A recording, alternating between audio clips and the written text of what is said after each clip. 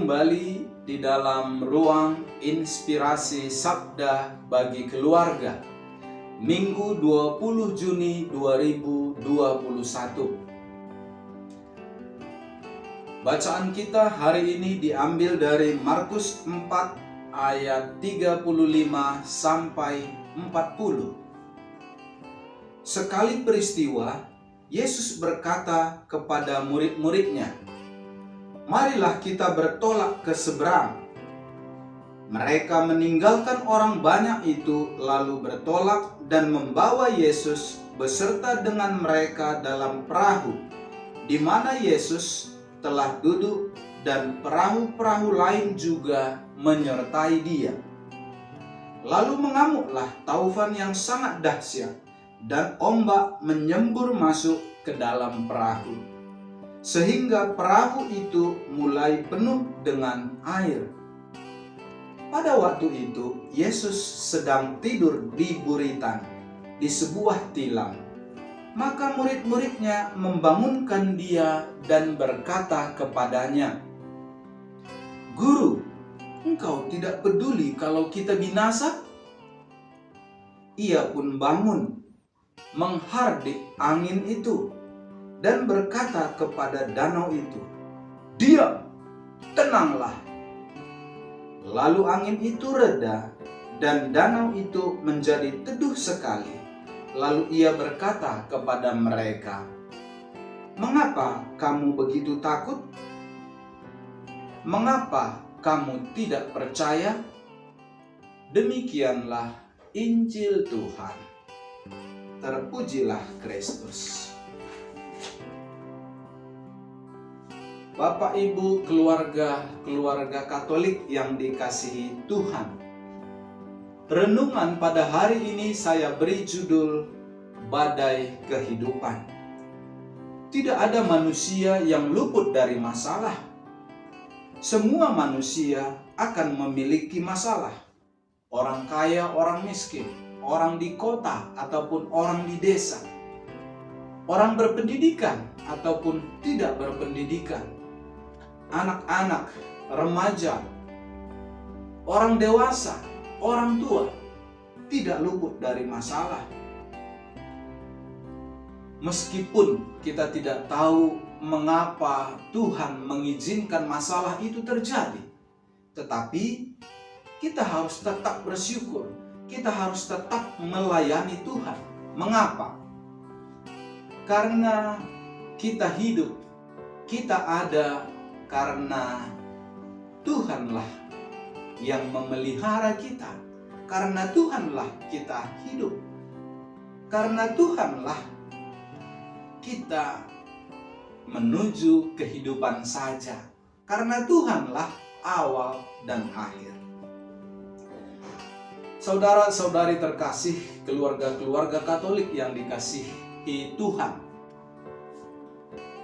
seorang putri yang lahir dari seorang ibu hasil pemerkosaan.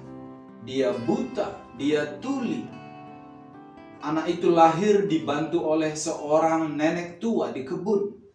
Keadaannya sangat menyedihkan. Dan begitu lahir anak itu, masih kecil, pada usia seharusnya bermain, tapi dia harus bekerja. Dia melihat anak-anak lain ke sekolah, tapi dia harus membantu ibunya bekerja.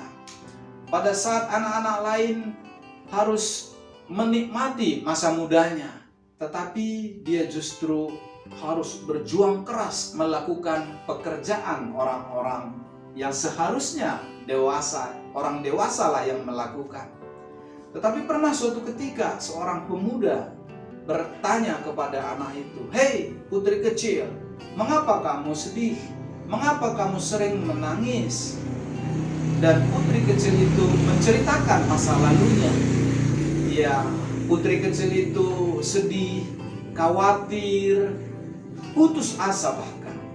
Sama halnya ketika kita menghadapi masalah, ketika kita menghadapi badai kehidupan, kita khawatir, kita gelisah, kita bimbang, kita lupa Tuhan bersama kita. Demikian juga lah yang terjadi kepada anak kecil itu. Dia sedih, dia bimbang, dia ragu-ragu, dia putus asa akan masa depannya. Tetapi pemuda itu berkata begini, masa depanmu ada di tanganmu, dan jika engkau menyalahkan situasi, menyalahkan orang tua, menyalahkan banyak hal, maka itu tidak akan ada gunanya. Jika engkau mau masa depanmu ada di tanganmu, engkau bisa bangkit dan engkau bisa mencapai cita-citamu. Jangan terpuruk dengan situasimu.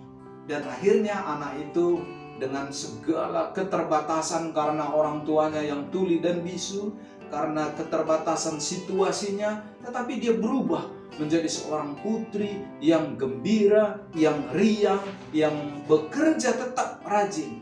Tetapi dia adalah seorang putri yang mau tersenyum walaupun hidupnya berat. Dia adalah orang yang mau bersyukur walaupun bebannya luar biasa. Maka setiap kesempatan yang diperoleh anak itu dipergunakannya untuk belajar. Dia pergunakan untuk melakukan yang baik, tidak lagi sedih, tidak lagi waspada, tidak lagi menyalahkan situasi, tetapi dia bersyukur kepada Tuhan. Dia bekerja keras tetapi dengan hati yang gembira.